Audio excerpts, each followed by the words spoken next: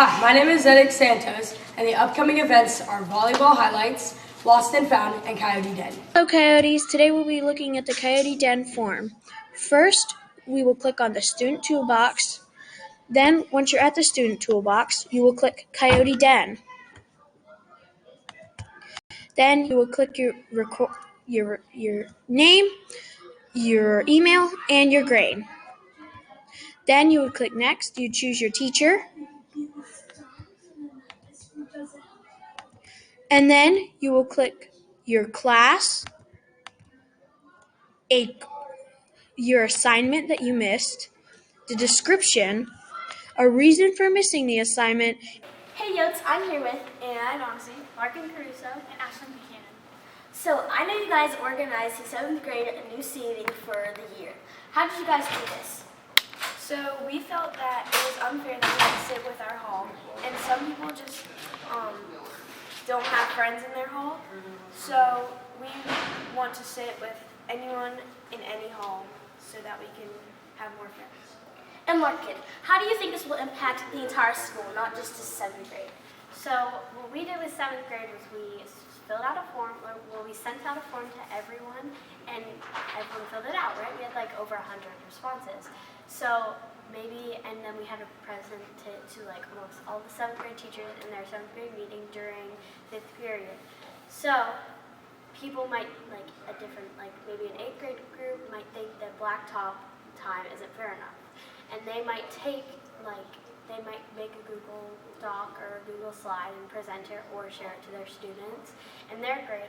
And that kind of shows that, like, we started, like, I guess, like, a trend, and we, like, added along to, like, different things so that they could, like, make their own stuff and take responsibility for things that they want to do. And Ashlyn, how do you guys organize this and have all 7th graders have a say in this?